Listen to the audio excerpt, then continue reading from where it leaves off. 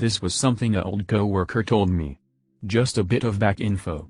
My co-worker was considered the best in her department. She knew about every product, and how to do certain jobs properly. A lot of customers would come to the store to ask for her advice. But one couple took it a little too far. She told me she was at home, having a day off when her phone rang. When she picked up, the person on the other end identified themselves as one of her customers, saying they looked her up on the phone book because they wanted to ask her advice on something they were doing. She snapped back saying, "You realize it's my day off, and you're calling me at my home. It's my day off, I shouldn't have to think or worry about work." She said the customer kinda sputtered, realizing they were wrong to call her. She said she'll answer their question, but doesn't want them phoning her home again. So a few days later, the couple came in with a gift basket as apology, which she accepted, but reminded them her time off is for herself. That she's not a helpline people can call anytime. I've been a shift manager for a retail drugstore chain for over a decade and have my fair share of crazy stories. Many years ago I was asked if I could work the overnight shift for a week. No problem. However, this area was not a good area. There were constantly panhandlers outside, and overnight was notorious for having homeless people making crazy claims and trying to live in the store. It was only for a week so I could handle it. At the beginning of my shift I'm in the office when I get a call to the front.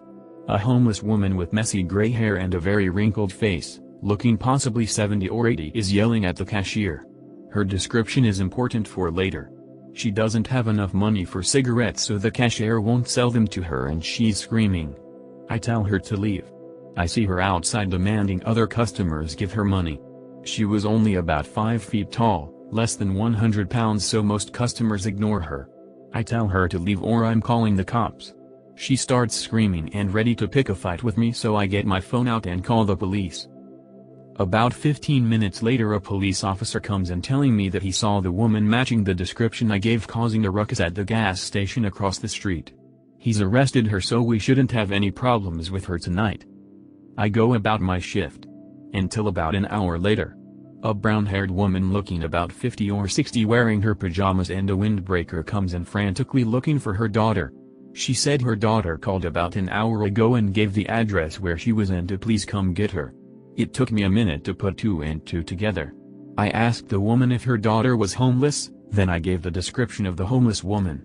She said yes, that's her daughter. I told her what had happened and that the police have her. The woman breathed a sigh of relief, saying that at least she's safe for the night and the police will probably enter her into some mental health and drug program for the next 30 days. That her daughter has a history of drug and mental health problems. She says she'll call the police in the morning and leaves. After the woman leaves I ask my cashier if I heard correctly that the old woman was this woman's daughter. The cashier confirmed. That if I saw correctly, the mom looked 30 years younger than the daughter? Cashier and I both gave each other a stare and concluded. Just say no to drugs. They age you. When I worked at this company, don't want to say the name, I worked in the women's shoes department. Sometimes, customers would want to order shoes over the phone to be shipped to their house. One day, I got a customer call, and she wanted the shoe shipped. We found the shoes and filled all her information out, but when it came time to pay, she wanted to use her credit card. This credit card is with the company, and when you purchase something with the credit card, you get points. Over time, the points you accumulate lead to you getting like $10 to $20 off an item. So she wanted to use her credit for points, but she didn't have the credit with her. She didn't know the number on the card. The only way I could feasibly access her credit card was with her giving me her social security number. Since that info is confidential, I wouldn't be able to do that. She got really upset with me and said that she's given her social security number at other company/store locations. She started telling me, what part of that don't you understand? I need my ing shoes. I tried politely asking if maybe she had another bank card she wanted to use. She said, this is getting ridiculous. Let me speak to your manager. I passed the phone to my manager. I helped other customers, and I walked by again, and my manager was telling her the exact same thing I told her. So a few years ago I was working at a gas station. This gas station happened to be maybe 2,000 feet from a Ford dealership. So one day, this elderly lady, bare minimum 70 years old, comes and gets gas. Shiny brand new Ford Focus, probably just traded in her 1994 Buick LeSabre for it. She buys gas. Pumps the gas, but her gas gauge is still showing empty. Remember how I told you she probably traded in her 1994 Buick? As some of you may know, the gas gauge in older cars would show how full they are even when the car isn't running. However, in newer cars, the gas gauge only works when the vehicle is running. So she finishes pumping her gas, but the gas gauge is still reading as empty. Confused as to what's wrong, she comes in and asks us if the gas pump is broken. I come out to help her, and she points out her empty gas gauge. I ask her to start her car. She starts it, and the gas gauge instantly flies up to the F mark. Instantly, her face is flooded with horror and embarrassment, and she starts apologizing profusely. I tried telling her that it's okay, no big deal, but it didn't calm her enough and she looked like she was about to cry. She left and never came back again. A little while ago I used to work at a now-defunct electronics store. Where I live we rarely get rain, so a lot of the buildings aren't designed to withstand a lot of water. One day we were getting a massive downpour and had a number of leaks in our roof, creating easily 20+ pools of water around our store. We were in a pretty large building, but its size quickly shrunk as we scrambled to use the caution tape that's used at crime scenes to rope off about half the store. We first started using trash cans of all shapes and sizes to catch the water coming from the roof but quickly ran out, so we had to resort to using shopping carts with trash bags in them, which weren't very effective. It didn't help that a lot of the trash cans were too small to keep catching water for very long before needing to be emptied. Thanks to the size of the building, it had horrible circulation, so that was one super cold and wet shift I'll never forget. At the time I was amazed that we stayed open and that people were actually still shopping, but knowing the retail world like I do now, I'm no longer that surprised. Have any of you had crazy weather-related stories at your previous, current jobs? Where I live we mostly have to deal with earthquakes and fires.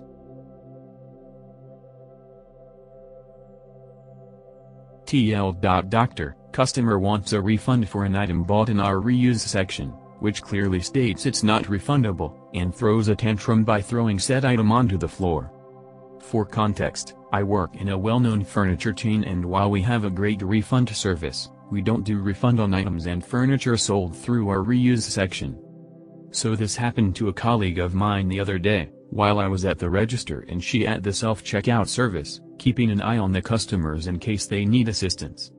While she was doing her part, a customer approached her from behind, wanting to get a refund for an item. She told him she couldn't help him and he had to go to the customer service that also handles refunds.